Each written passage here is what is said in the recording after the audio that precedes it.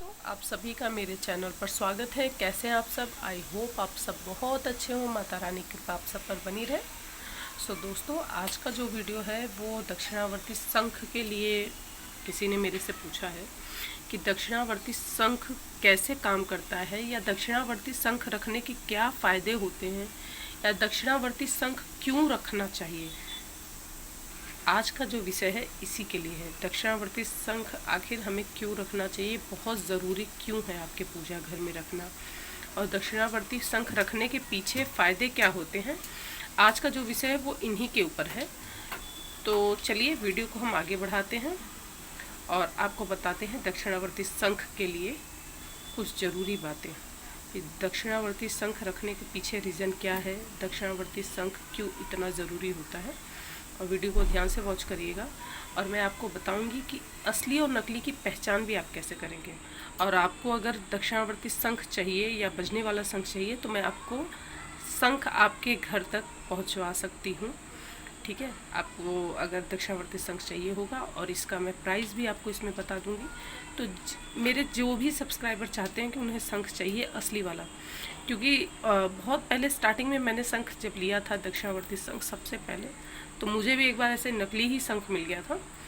ठीक है, तो मैं फिर उसके बाद ओरिजिनल लेके आई।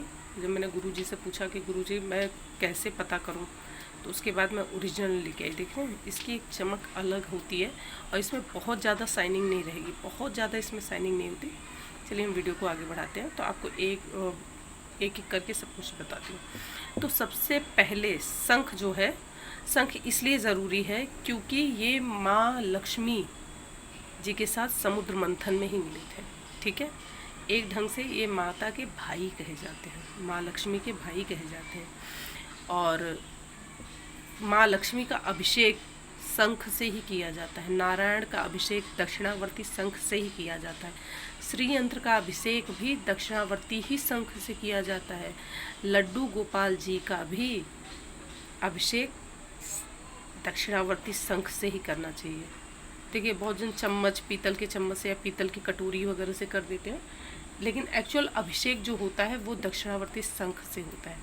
जैसे रुद्राभिषेक कराते समय हमें जो हम पीतल का लेते हैं गौमुखी, ठीक है, गौमुख बने होते, उसी से अभिषेक किया जाता है। ऐसे ही दक्षिणावर्ती शंख से ही माँ लक्ष्मी, नारायण जी का, श्रीयंत्र जी का, लड्डू गोपाल जी का अभिषेक शंख से ही किया जाता है और इसी से करने में सबसे ज़्यादा लाभ होता है। दिवाली के दिन जैसे लक्ष्मी गणेश जी की मूर्ति खरीदना, श्रीयंत्र खरीदना बहुत ज़रूरी होता है, ऐसे ही दक्षिणावर्ती शंख भी बहुत ज़रूरी होता है। घर में इसकी भी स्थापना विधिवत कराई जाती है। इसकी स्थापना कैसे की जाती है? जैसे माँ महालक्ष्मी की स्थापना की जाती है, गणेश जी की स्थापना की जाती है, श्रीयंत्र की स्थापना की जाती है, वैसे ही शंख की भी स्थापना की जाती है। शंख की स्थापना के पीछे कई सारे पौराणिक कहावत हैं, कहानियाँ भी हैं। ये शंख जो है अपने आप में एकदम विशेष है। भोलेनाथ का अभिषेक कभी नहीं किया जाता इससे भोलेनाथ का अभिषेक नहीं करना चाहिए। इनफैक्ट जो बजने वाला शंख होता है, शिव मंदिर में कभी भी शंख बजाया भी नहीं जाता है। कहते हैं शंखचूर्ण का वध किया था भगवान ने, देवादिदेव महादेव ने, इसलिए वहाँ पर शंख का उपयोग बिल्कुल भी नहीं किया जाता। ठीक है, शंख, अब मैं आपको इसे बताती हूँ इसे स्थापित कैसे करते हैं। तो स्थापित करने के लिए आप शंख ले आएंगे। सबसे पहले उसे गंगा जल से अच्छे से, पीतल के पात्र ले लीजिए, जैसे आपके पास छोटे से ऐसे लोटकी होगी वो ले लीजिए, नहीं छोटा सा ग्लास ले लीजिए। ठीक है, उसी से पहले गंगा जल से खूब अच्छे से अभिषेक कराएंगे, पंचामृत से इसे अच्छे से स्नान कराएंगे।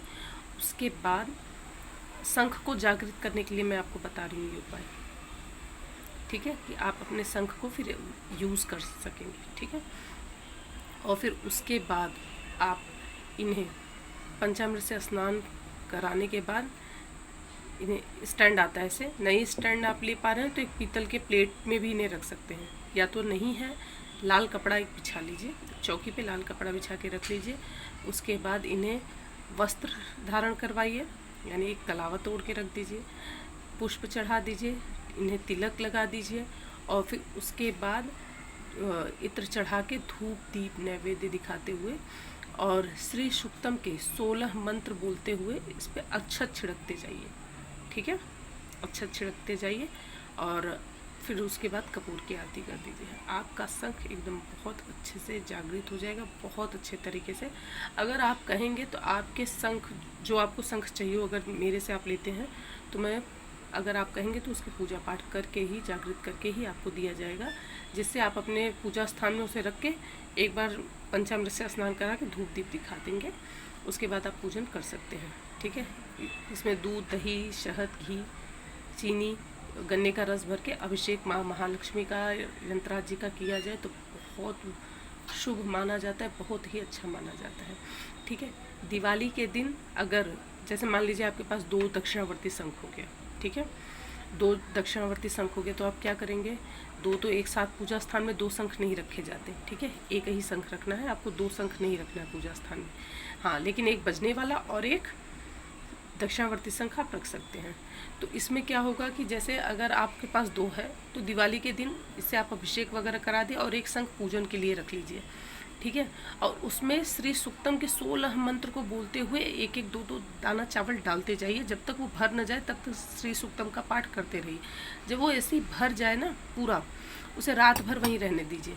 ठीक है, रात भर वहीं रख के और उसके बाद उस पर एक लाल कपड़ा लपेट कर अगले दिन अपने तिजोरी में रखिए। आप देखिए कि कितना लाभ आपको मिलने वाला है। मैं वही चीज़ बताती हूँ जो मैंने एक्चुअल में किया है।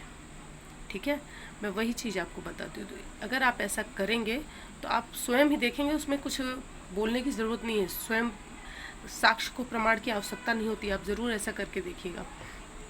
ठीक है, मैंने शंख का पूजन कैसे करना है वो बता दिया। अब मैं आपको बताती हूँ असली और नकली शंख की पहचान कैसे की जाए, कि कौन सा असली शंख है और कौन सा शंख नकली है। सबसे पहले जो नकली शंख होते हैं ना, उनमें चमक बहुत होती है और वो थोड़ा हल्का होता है, बहुत हल्का रहेगा। ये शंख थोड़े से भारी होते हैं, मतलब इन्हें जब आप हाथ में लेंगे ना तो इनमें एक वज़न अलग लगता है। ठीक है, सबसे बड़ी बात, थोड़ा वज़न होता है इसमें। और ये देखना बहुत ज़्यादा क्लीन सा नहीं रहेगा।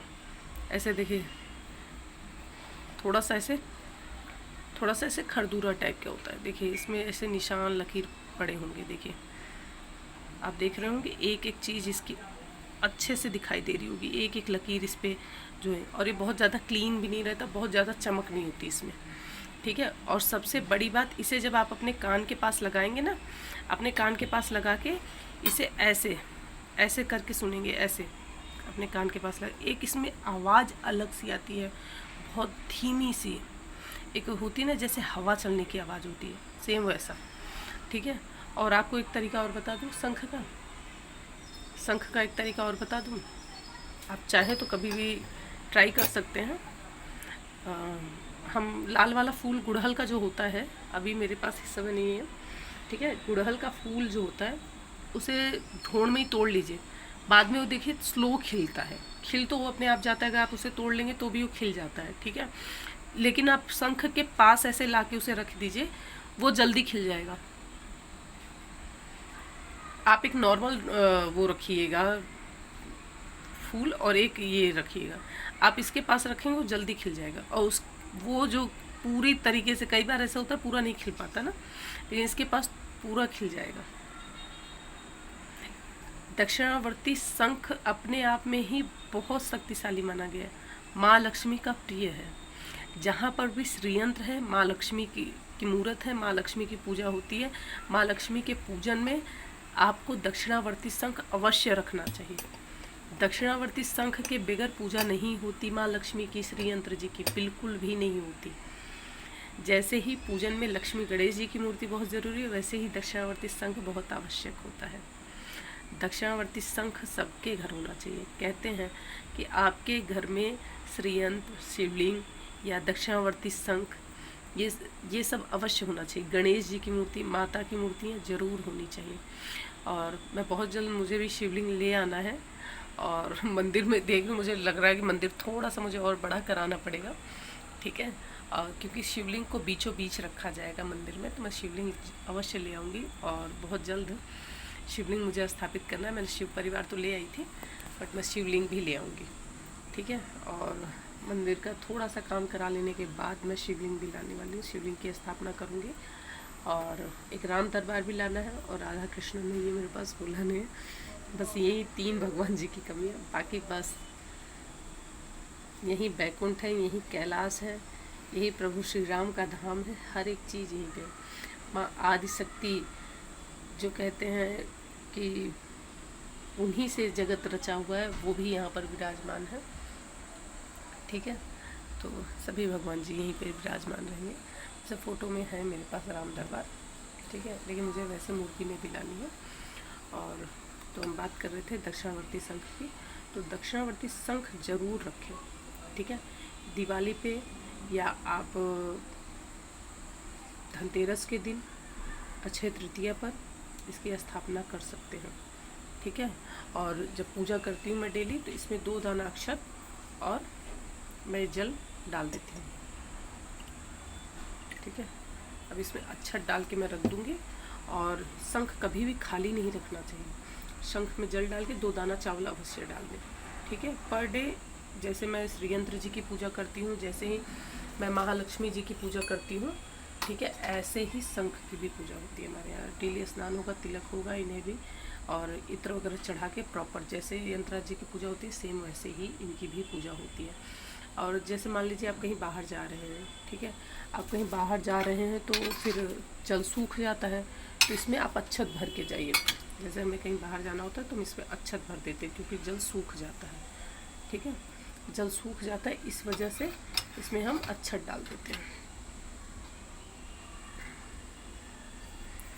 तो आप इस तरीके से दक्षिणावर्ती शंख की स्थापना कर सकते हैं, विधिवत पूजा पाठ कर सकते हैं, धूप दीप दिखा सकते हैं। अब मैं आपको दिखाती हूँ, एक बजने वाला शंख भी है जो मेरे पास।